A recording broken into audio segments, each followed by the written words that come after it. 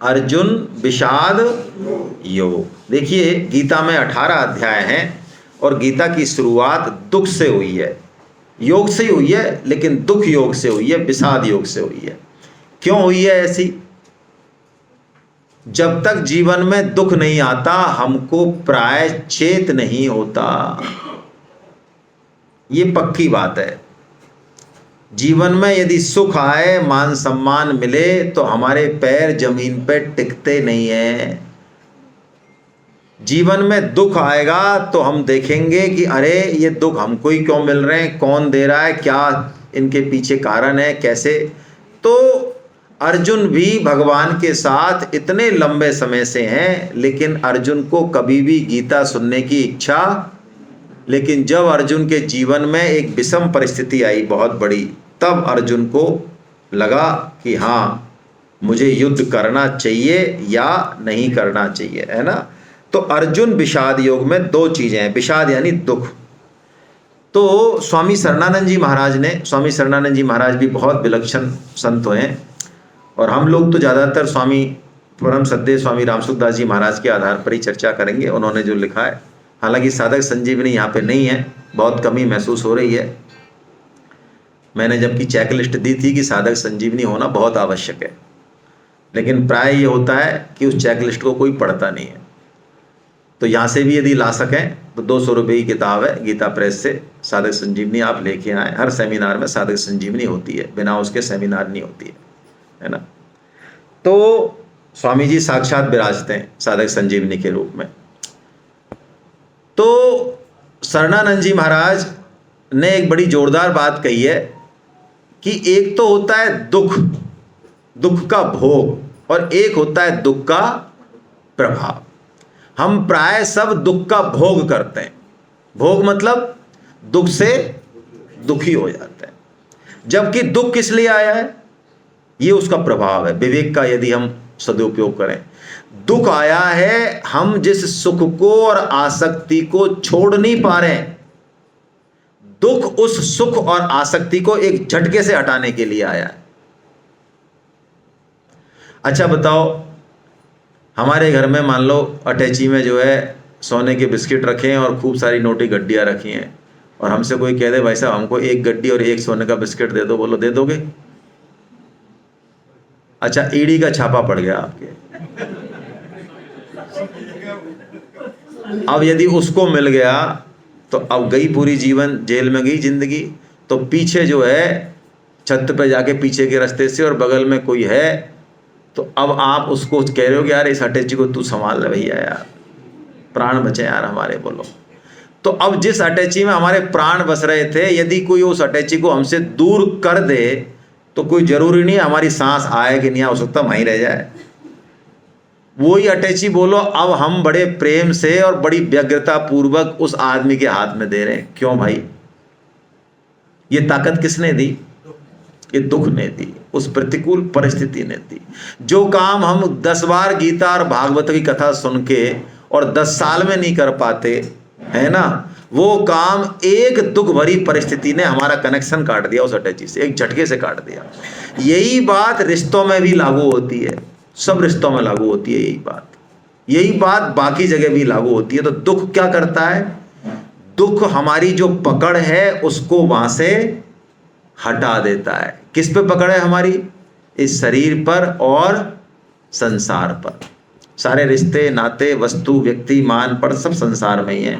तो दुख का प्रभाव क्या है? दुख का प्रभाव है कि हम दुख के कारण की खोज करें और इस संसार के स्वरूप को जान जाएं। संसार का क्या स्वरूप है? स्वार्थ, स्वार्थ और स्वार्थ। यदि हम भगवान श्री कृष्ण के तत्व को नहीं समझ रहे हैं, भगवत गीता को नहीं पढ़ रहे हैं, भगवान श्री कृष्ण का दर्शन हमको विभिन्न रिश्तों में नहीं हो रहा है, तो आप लिख के रखिए हमारे सारे रिश्ते स्वार्थ के ऊपर टिके हुए हैं। और जिस रिश्ते को हम चेक कर लें, किस रिश्ते को आप जीवन का सबसे बढ़िया रिश्ता मानते हैं, अपने मन में चेक कर लें और उसकी कैलकुलेशन करें, आपका सबसे ज्यादा स्वार्थ उसी रिश्ते से पूरा हो रहा होगा। चाशनी बनाते हैं ना, तो जितना ज़्यादा गुड़ होता है चाशनी उतने तारों की बनती जाती है, ऐसा कहते हैं। तो जितना ज़्यादा स्वार्थ हमारा किसी रिश्ते में पूरा होगा उतना ही वो रिश्ता हमको अच्छा लगेगा। लगता है नहीं लगता है? अच्छा, बचपन में हमें खिलौने अच्छे लगते थे, अब लगते हैं? और पहले बचपन में कोई हमारा खिलौना ले जाए और वो खिलौना आया 10 रुपए का और आपको कोई 500 का नोट दे, बोलो मान जाओगे? खिलौना ही चाहिए, मैं तो वही खिलौना लूंगा, मचल गया है। और अब हमको पता चल गया कि खिलौनों में कुछ नहीं रखा है यार, ये खिलौने तो किससे आते हैं? हाँ, तो अब हमारी आसक्ति किस में हो गई? 500 में हो गई। पहले आसक्ति माँ में थी, अब हो सकता है 50 साल बाद उतनी आसक्ति माँ में नहीं रही हो। यानी हम चेक करें यदि अपने आप को, तो हमारे जीवन में जहाँ से हमें स्वार्थ की पूर्ति हो रही है वही हमारा भगवान है। पहले हमारी माँ भगवान थी, क्यों? मौज उड़ रही है, लैट्रिन बाथरूम सब साफ हो रहे हैं, अपने आप कपड़े धुल रहे हैं, दूध मिल रहा है, गोदी मिल रही है, चक उड़ रही है, तो हम कहते हैं हम तो भक्त हैं माँ के। क्या हैं हम? माँ हमारी भगवान है, हम माँ के अलावा कुछ नहीं जानते। क्यों? सारा सिस्टम पूरा हो रहा है, और सिस्टम पूरा नहीं हो तो रिश्तों में जान नहीं रहेगी, ये पक्की बात है ना। तो अर्जुन विषाद योग से क्या मतलब है? सबके जीवन में दुख आएगा, आएगा अपने आप। ठाकुर जी ने ऐसा सिस्टम बनाया है, ऐसा कोई चक्रवर्ती सम्राट नहीं, कोई करोड़पति अरबपति नहीं जिसके जीवन में दुख ना हो। हमारे जीवन में भी है। तो अब गीता कहाँ से शुरुआत कर रही है? गीता ये शुरुआत कर रही है कि अब जो जीवन में दुख आएगा, चिंता मत करो, बुलाने की जरूरत नहीं है, पीली चिट्ठी देने की जरूरत नहीं है, बाहर से नहीं घर में से आ जाएगा, किसी भी रिश्ते से आ जाएगा। तो वो जो दुख आए, अब उस दुख के प्रभाव पे विचार करना है, उससे सुखी दुखी होने के बजाय क्या करना है?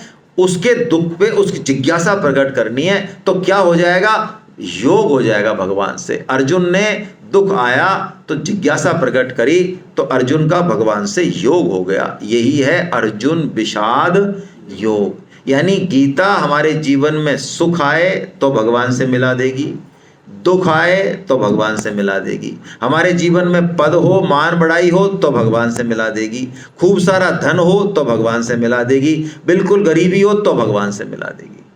और यदि गीता हमारे जीवन में नहीं है, दुख में हम दुखी रहेंगे, सुख में हम मौज उड़ाएंगे, पैसा नहीं होगा हाय अल्लाह करेंगे, पैसा होगा अपना सर्वनाश कर, यानी हर परिस्थिति में हम अपना सत्यानाश कराएंगे। लेकिन गीता का सहारा लेंगे तो हर परिस्थिति का हम सदुपयोग कर लेंगे। यही बात है। कहाँ से शुरुआत हो रही है गीता की? आइए हम देखते हैं पहला श्लोक। आप सब बोले हैं श्लोक को, है ना। धृतराष्ट्रोवाच धर्म क्षेत्रे कुरुक्षेत्रे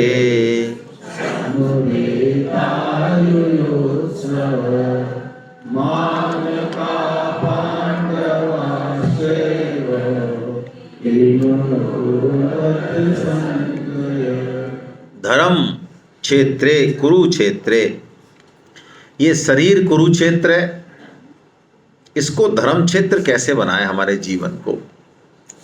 या तो ऐसे समझ लें, या गीता का ये पहला श्लोक है और इसका पहला शब्द है धर्म, और गीता का अंतिम श्लोक जो है 18वें अध्याय का 78वां श्लोक, उसका अंतिम शब्द है मम। तो यानी गीता का जो उद्घोष है वो है धर्म मम, यानी मेरा धर्म क्या है, ये गीता बताएगी। और गीता में धर्म का बहुत सरल सा अर्थ किया। धर्म का मतलब किया गीता में कर्तव्य पालन। कोई भी योग, कोई भी स्थिति हमको कर्तव्य पालन से विमुख होने की इजाजत नहीं देती। यानी हमको हर परिस्थिति में कर्तव्य पालन तो करना ही चाहिए।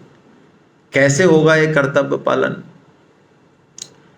तो पहले हम अपना धर्म पहचाने। धर्म कैसे पहचाने, कर्तव्य कैसे पहचाने? तो हम पहले अपने आप को पहचाने। अपने आप को कैसे पहचाने? भगवान ने जैसा बताया वैसा पहचाने। दो तरीके से हमारी पहचान है। एक तो इस शरीर को लेके हमारी पहचान है, है या नहीं? संसार में हमारी पहचान किसको लेके? संसार में हमारा व्यवहार किसको लेके? आज स्त्री शरीर है, पुरुष शरीर है, वैश्य शरीर है, ब्राह्मण शरीर है, जो भी शरीर है अलग अलग है, उसी हिसाब से व्यवहार होगा। जरूरी भी है वो शरीर को लेके व्यवहार।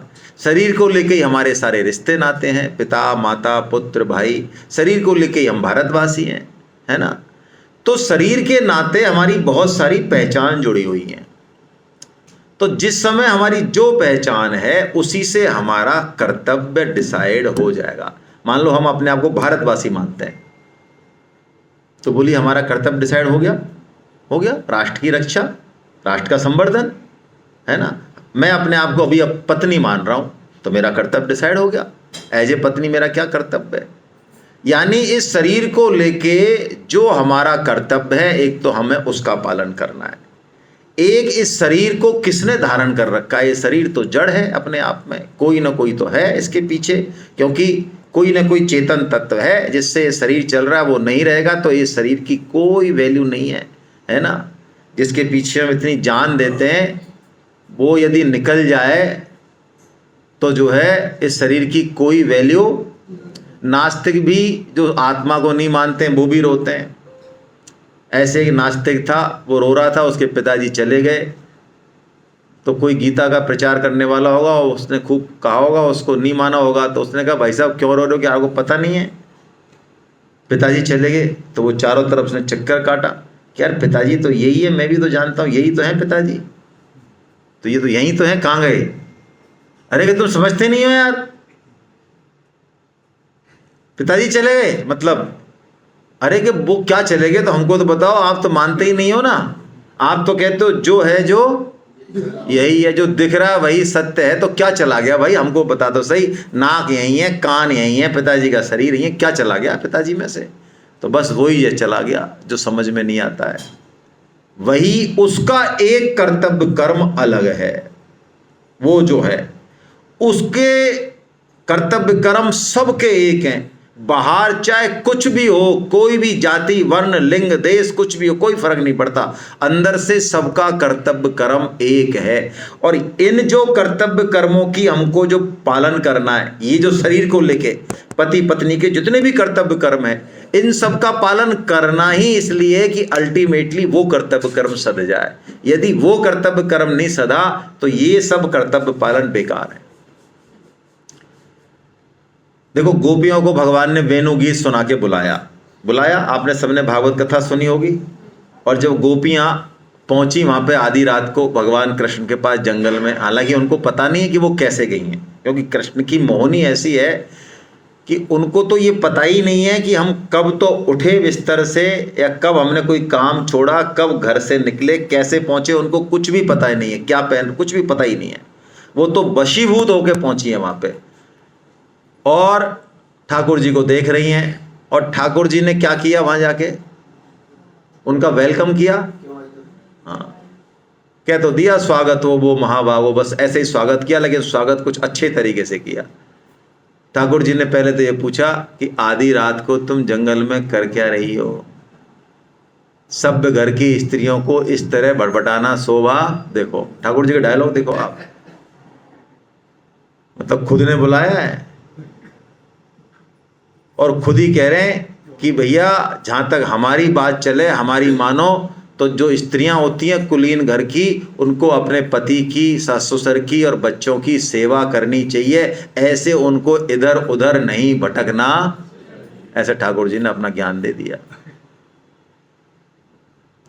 तो गोपियों ने क्या कहा? गोपियां कम थोड़ी हैं। गोपियों ने ऐसा जवाब दिया, ठाकुर जी से जवाब नहीं लगा, ठाकुर जी चुप हो गए हैं।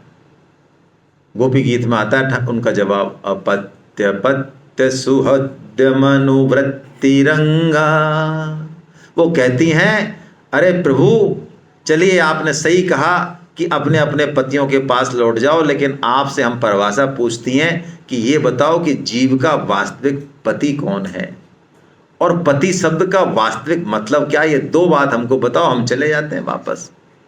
तो ठाकुर जी चुप हो गए। पति कौन? पतिति तारयति त्राणी पतित, यानी जो हमारा पतन करने से रोके, जो हमारी रक्षा कर सके हर स्थिति में। अब ये छत गिर जाए 8 मंजिली, बोलो हम में से कोई समर्थ है? तो हम अपनी रक्षा नहीं कर सकते, हम दूसरी रक्षा कर लेंगे। भाई जिसको तुम पति कह रहे हो वो अपनी रक्षा कर सकते हैं? बोलो बुढ़ापा नहीं आने देंगे? उनका खुद का ही शरीर विनाशी है। उस पति की सेवा तो इसलिए हो रही है कि जिससे उस पति धर्म का पालन करते हुए वास्तविक पति की प्राप्ति। नकली पति की सेवा तो इसलिए हो रही है, वो स्वांग तो 10 20 50 साल इसलिए निभाया जा रहा है जिससे वास्तविक पति की प्राप्ति। और आप कह रहे हो कि वास्तविक पति के प्राप्त होने के बाद हम फिर चले जाएं नकली पति के पास? क्यों जाएं बोलो? तो यही बात है, धर्म क्षेत्र, ये गीता यहीं से शुरू कर रही है कि हमको अपने जीवन को कैसे आगे बढ़ाना है। यही बात है इसमें। धृतराष्ट्र के मुंह से हालांकि ये श्लोक कहलवाया है ना, क्योंकि धृतराष्ट्र वो वृत्ति है जो अपने और पराये का भेद करती है, जो कि महाभारत युद्ध का कारण है। ये दुर्योधन वृत्ति, धृतराष्ट्र वृत्ति और मामका वृत्ति, ये 3 वृत्तियों का यहाँ वर्णन है शुरू के अध्याय में। दुर्योधन वृत्ति क्या है भाई? दुर्योधन वृत्ति वो है, ये तीनों ही वृत्तियों को हमको अपने अंदर देखना है, ठीक है? दुर्योधन में नहीं देखना है, धृतराष्ट्र में नहीं देखना है, किसके अंदर देखना है? अपने अंदर देखना। दुर्योधन वृत्ति क्या है? दुर्योधन वृत्ति ये है कि हमको अपने भुजबल पे, धनबल पे और सामर्थ्य पे ही भरोसा है, हमको कृष्ण वृष्ण की कोई जरूरत। ये जिंदगी 40-50 साल हमने बिना कृष्ण के निकाल दिए यार, तुम कहाँ से अब कृष्ण वृष्ण को लाए हो? हाँ, निकाल तो दिया हमने। देखो क्या किया है जिंदगी में, कितना कमाया है, कैसा घर बनाया, जरा देख तो सही। जिसको कृष्ण की कोई जरूरत नहीं है वो कौन है? सामने होते हुए भी जिसको कृष्ण दिखे नहीं वो कौन है? वो दुर्योधन है। ये किससे आता है दुर्योधन? किसका बेटा है? धृतराष्ट्र का बेटा है। धृतराष्ट्र क्या है? धतम राष्ट्रम येन स धृतराष्ट्र, जो दूसरे को उसका हिस्सा, उसका अधिकार नहीं देना चाहे वो कौन है? धृतराष्ट्र। हमारे और भाई के बीच संपत्ति का झगड़ा है, भतीजा हमारे घर रहने आ गया है ना, या और हमारे रिश्तेदार हैं और एक हमारे बिल्कुल घर वाले हैं, उनके बीच में जो हम भेद करते हैं, भाई भाई के बच्चे से, अपने बच्चे से, जो भी जिसका जो हक है वो हम नहीं दें, जो हमसे अपेक्षित है वो हम नहीं करें और भेदभाव करें, तो ये क्या है? ये धृतराष्ट्र है। और धृतराष्ट्र के घर किसका जन्म होगा? और दुर्योधन होगा तो महाभारत होगी, ठीक है? इनको हटाएं अपने जीवन से। और जीवन में जो कुछ अर्जित करेंगे वो चुटकी में चला जाएगा, उसका कोई भरोसा नहीं है। दुर्योधन के पास 11 अक्षौणी सेना है, लेकिन फिर भी दुर्योधन को चैन नहीं है, ये पक्की बात है। देखिए, ठाकुर जी का भजन करेंगे, दूसरों की सेवा करेंगे निष्काम भाव से, तो जीवन में एक उल्लास, आनंद और निर्भयता आएगी। ये आप बिल्कुल हृदय में लिख लो अच्छे से।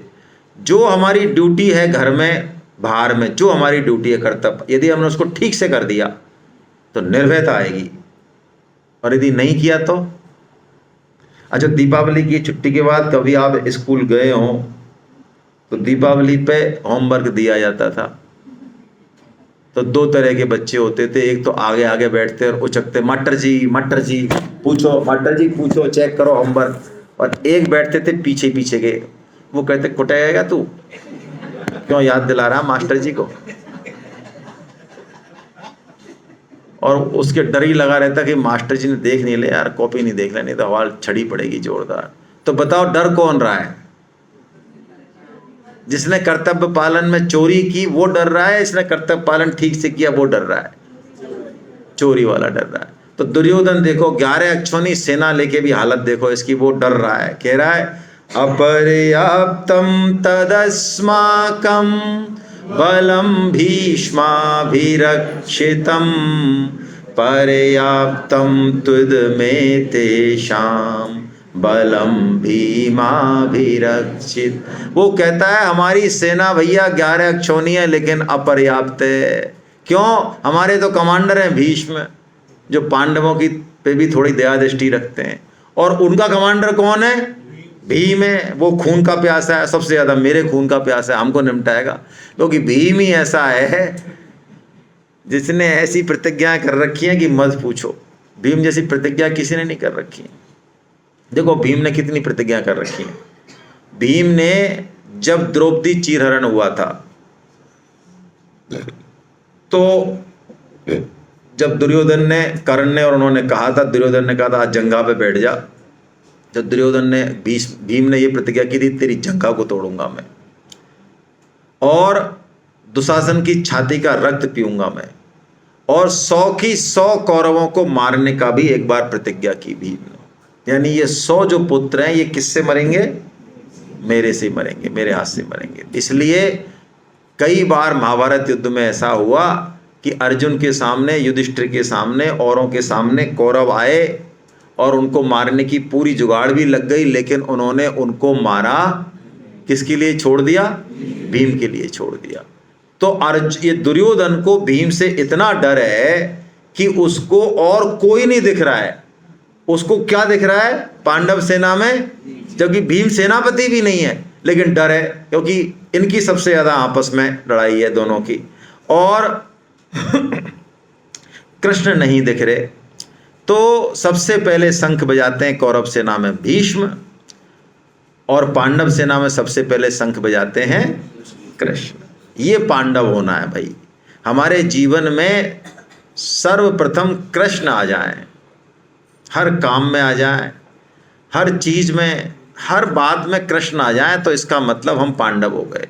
और जो पांडव होते हैं, जो अर्जुन होता है, उसका रथ भगवान हाँकते हैं, खुद चला के हाँकते हैं, उसको खुद भगवान गीता सुनाते हैं। अर्जुन की कोई ज़्यादा विशेष वो नहीं है, अर्जुन की भी घेर घार के लाए भगवान, है ना, जैसे कि आपको लाया गया। हालांकि आप तो क्या नाथद्वारी चक्कर में आ गए,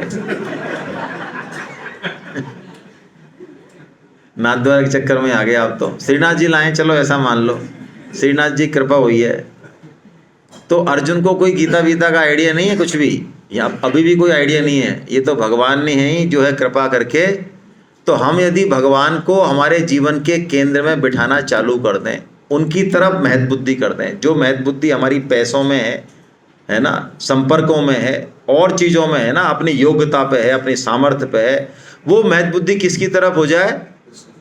इनका तो सदुपयोग करना है, संबंधों का, संपर्कों का, महत्ता का, सामर्थ्य करना है, लेकिन महत्व बुद्धि कृष्ण पे हो जाए तो कृष्ण हमारा रथ हाँकने को तैयार है, जीवन रूपी रथ, है ना। ये पांचजन्य नामक शंख बजाते हैं कृष्ण, और भीम बजाते हैं पौंड्र नामक का, और अर्जुन बजाते हैं देवदत्तम।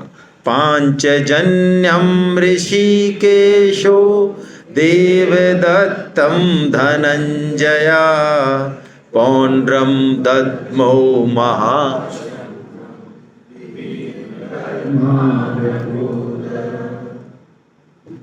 अब देखिए, अब भगवान कृपा करते हैं अर्जुन के ऊपर, जैसी हमारे ऊपर करी। हालांकि हमको नहीं दिखेगी हमारे ऊपर कृपा। मनुष्य जन्म दिया, ये बोलो भगवान की कृपा है या नहीं है? बहुत कृपा है, बहुत कृपा है। तो ऐसे ही अब अर्जुन पे भगवान कृपा करना चाह रहे हैं, और अर्जुन के निमित्त हम सब पे कृपा करना चाह रहे हैं। तो भगवान क्या करते हैं? थोड़ी सी चालाकी करते हैं, और अर्जुन के रथ को भगवान भीष्म और द्रोण के सामने, और खड़ा ही नहीं करते, कुछ बोलते हैं। ये जो बोलते हैं ना, ये 5 शब्द स्वामी जी कहते हैं ये गंगोत्री है गीता की, यानी गीता यहाँ से प्रकट हुई है। यदि ये 5 शब्द भगवान ना बोले ना, तो अर्जुन गाजर मूली की तरह काट दें पूरी कौरव सेना को। ऐसे हैं अर्जुन, मजाक नहीं है अर्जुन का। और पहले भी अर्जुन ने अकेले ने इन सबको हराया है। अभी तो सेना है 7 अक्षौनी। विराट के युद्ध में अर्जुन ने अकेले ने इन 7 की 7 महारथियों को निरुत्तर किया है। बोलो आप, ऐसा है अर्जुन, मजाक नहीं है। और उस समय तो उसका सारथी जो है वो उत्तर था, और अब कौन है सारथी? अब तो कृष्ण है। तो बताओ, कृष्ण जिसके सारथी हों, हैं, तो अर्जुन किस पे बधेगा भैया? किसी पे नहीं बच सकता अर्जुन। सारे की सारे आ जाए ना ये, तो भी अर्जुन का बाल बांका नहीं कर सकते। लेकिन भगवान को कोई युद्ध से लेना देना है क्या? भगवान एक फूंक मार दें तो हवाले उड़ जाए सारे 18 के 18। भगवान को युद्ध थोड़ी, युद्ध बुद्ध तो कर लेंगे भगवान। जैसे भगवान श्री राम कहते हैं ना, वो विभीषण आते हैं तो हाँ, अब वो पूछते हैं तो सुग्रीव तो कुछ कहता है और लक्ष्मण कुछ कहता है और हनुमान जी टुकुर टुकुर पीछे देख रहे हैं कि देखो यार क्या कह रहे हैं ये। हम तो विभीषण जी को वहाँ पे पासपोर्ट दे के आए, वीजा दे के आए, और ये बताओ एंट्री नहीं करने दे रहे हैं यार, हमारे पासपोर्ट को फेल कर रहे हैं बट्टे। देखो आप हनुमान जी लेकिन बोलते नहीं है, क्यों? उनको पता है ना भक्त वत्सल है भगवान, करुणा वत्सल है। तो भगवान पहले तो सबकी संतुष्टि करते हैं। जग महु सखा निशाचर जेते, लक्ष्मण हने हूँ निमिष महु तेते। पहले तो बताते हैं तुम क्या रावण रावण लगा रहे हो यार, राक्षस राक्षस रावण रावण। अरे ये लक्ष्मण है ना, ये पैर से बांध छोड़ देना, लक्ष्मण शेष का अवतार है, ये सारे जगह सृष्टि के राक्षस नष्ट हो जाए, ये है वो लक्ष्मण। और मैं तो आखिर इसका बड़ा भाई हूं भाई। तुम समझ ही नहीं रहे हो, खेल ही है कि महाराज ये विभीषण है, राक्षस का भाई है, रावण का भाई है, और हमारी सीआईडी ले जाएगा, रियों ले जाएगा, मत मिलाओ और ऐसा करो। अरे भैया, जो सभी आवत शरणाई, रखता है प्राण की नाई। अब मुझे ये नहीं देखना है कि ये रावण का भाई है, पापी है, राक्षस है, ये आ गया बस, जो मेरे शरण आ गया, जो गीता क्लास में जिसने रजिस्ट्रेशन करा लिया, तो भगवान अभयदान दे रहे हैं कि अब ये मेरा हो गया बस। हाँ, लेकिन 550 रुपये देने के बाद। हाँ, ऐसे ही नहीं।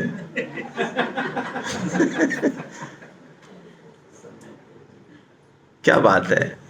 तो गदगद हो जाते हैं हनुमान जी हैं कि वाह, विभीषण को गले लगाया भगवान ने। कह लंकेश, ओहो, भगवान का पहला शब्द, गदगद हो जाते हैं हनुमान जी महाराज के नेत्रों से आंसू बह रहे हैं।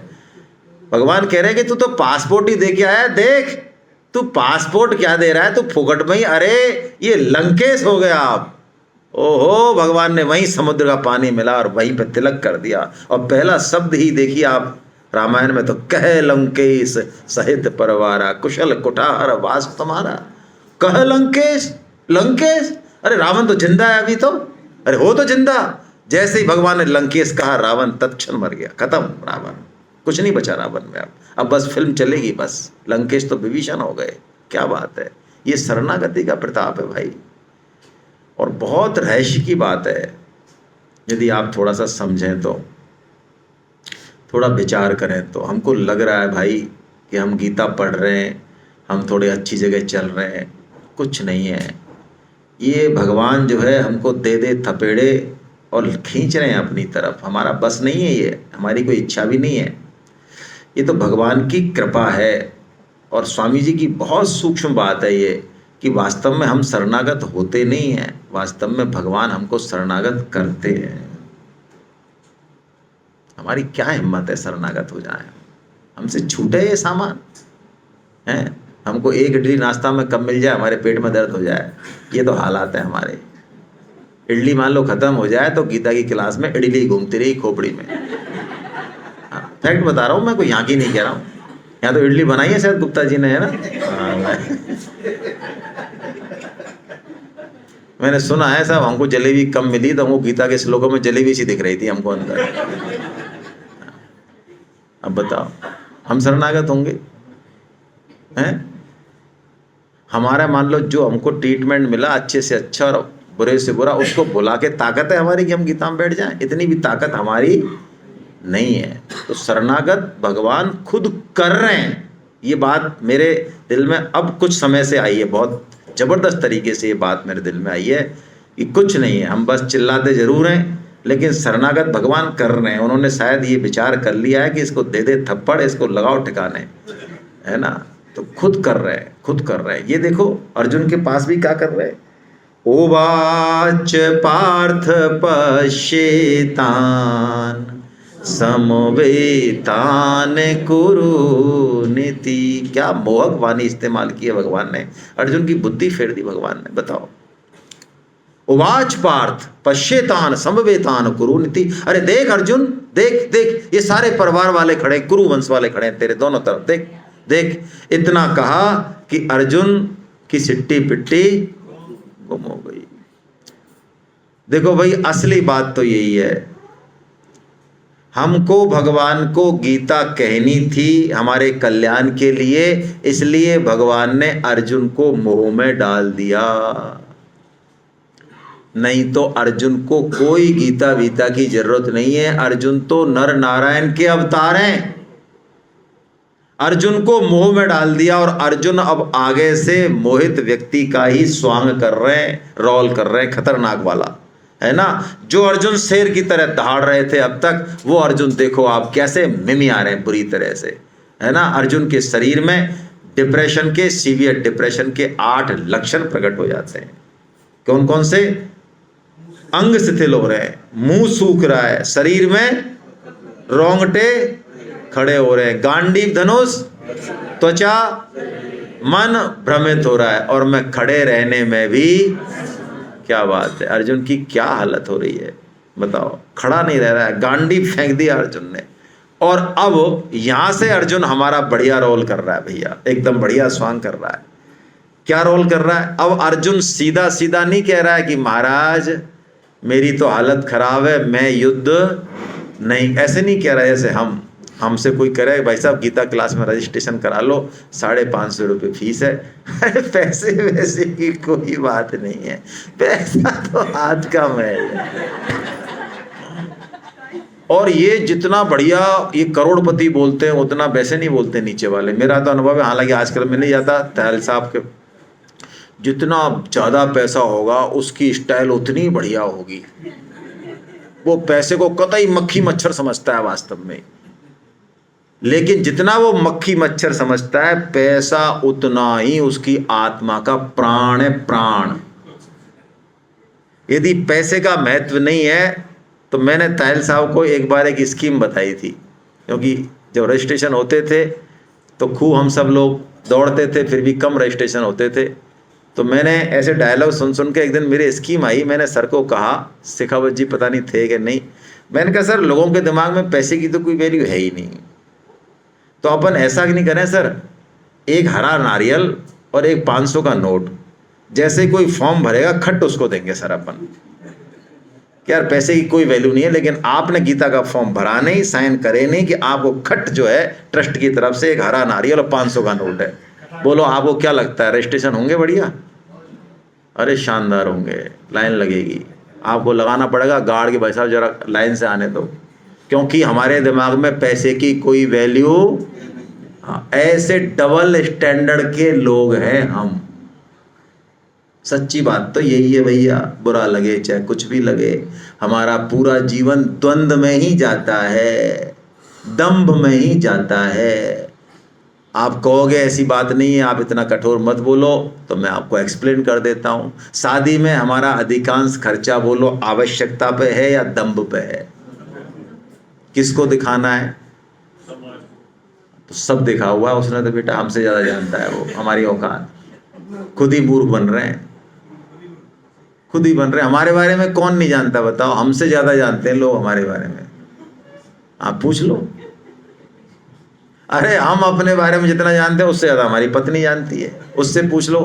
किसी को यदि लगे कि हम बहुत बढ़िया हैं तो उनकी पत्नी से ACR लिखवा लाओ, उनकी साइन करा लाओ। ऐसी ऐसी बातें वो बता देगी, वो कह रहा अच्छा भाई साहब ये भी चीज़ है क्या? हमें यार हमें तो पता ही नहीं था। तो पूरा जीवन द्वंद्व में जाता है, करना कुछ चाहते हैं, होते कुछ हैं, दिखाते कुछ हैं, अट पट सही बात नहीं आने देते हैं। यही काम अर्जुन कर रहा है मेरा भाई। अर्जुन सीधा सीधा नहीं कह रहा कि महाराज हमको डर लग रहा है, हमको युद्ध नहीं करना है, ये खड़े हैं ना सामने।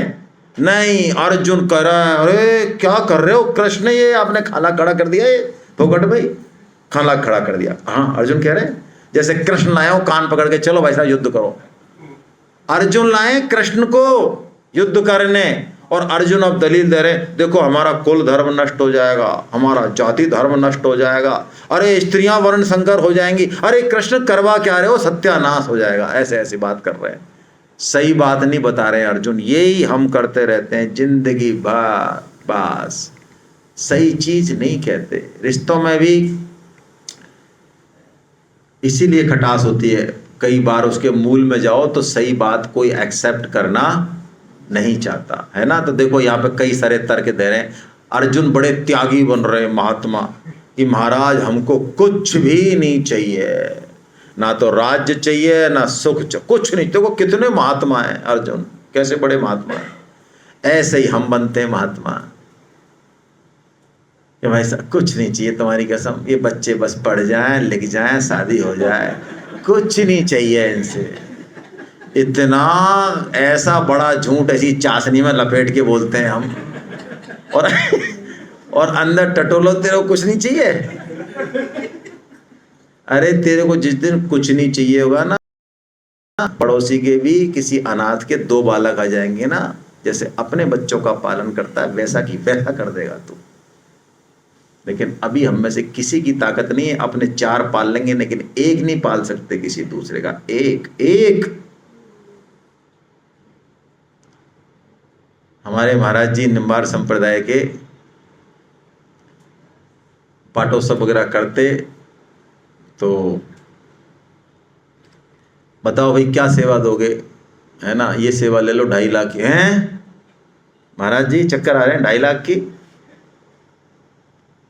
तो तुम्हारे कितने बेटे हैं? बेटे महाराज जी 2 हैं और 1 बेटे। अच्छा 3 है। अच्छा 4 होते तो बताओ, सही बताओ, 4 होते तो तुम्हारी जो औकात है, जो तुम्हारी स्थिति है, तुम एक शादी में यदि 20-30 लाख लगाते तो 4 होते तो चौथे में कितना लगा देते महाराज? उतना ही लगा देते, 20-30 थोड़ा बहुत कम लगा देते। तो इसको चौथा मान लें।